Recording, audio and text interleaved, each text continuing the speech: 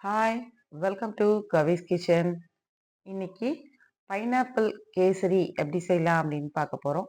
Mostly நம்ம வந்து pineapple kesari வந்து செய்றது வந்து எசன்ஸ்ல போட்டு தான் பண்ணுவாங்க. பட் நம்ம ரியலா நம்ம பைனாப்பிள கட் பண்ணி அதுலேருந்து செஞ்சா ரொம்ப டேஸ்ட்டா இருக்கும்.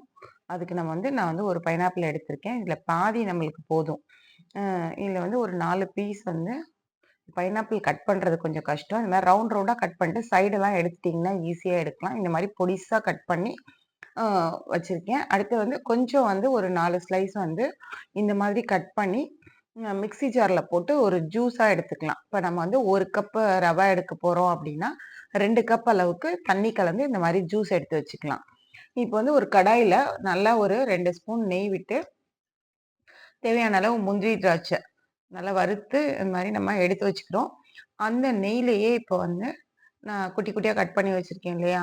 அந்த பைனாப்பிள் வந்து அத போட்டு நல்லா கொஞ்சம் அது வந்து சிவக்கிற அளவுக்கு நம்ம வறுத்துட்டு, அப்பதான் நல்லா டேஸ்ட்டா இருக்கும் அது.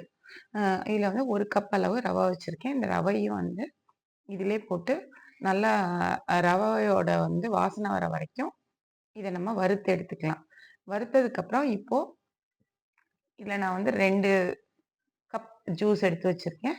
அத வந்து இந்த ரவையோட சேர்த்து கொஞ்சம் சிம்ல வச்சு நம்ம வேக வச்சோம்னா, நல்லா வெந்துரும். இது வெந்ததுக்கப்புறம், இதில வந்து 1 கப்க்கு 2 கப் வந்து நான் சுகர் எடுத்திருக்கேன். நீங்க உங்களுக்கு சுகர் கம்மியா வேணும்னா 1 1/2 கப் கூட எடுத்துக்கலாம். எடுத்து இத நம்ம நல்லா சேர்த்து இதில வந்து நான் எந்த கலரும் சேர்க்கல. அ அந்த அ பைனாப்பிளோட கலர் கொஞ்சம் லைட்டா ஒரு yellowish குடுக்கும். அ அதுவே நல்லாருக்கும். அதனால கலர்லாம் நான் எதுவும் சேர்க்கல. உங்களுக்கு வேணா கலர் சேர்த்துக்கோங்க. இப்போ இதில நம்ம எடுத்து வச்சிருக்க முந்திரி, திராட்சைய சேர்த்து சர்வ் பண்ணோம்னா, சூப்பரான நம்மளோட பைனாப்பிள் கேசரி ரெடி. நீங்களும் செஞ்சு பார்த்துட்டு எப்படி இருக்குன்னு சொல்லுங்க. Thank you. பாய்.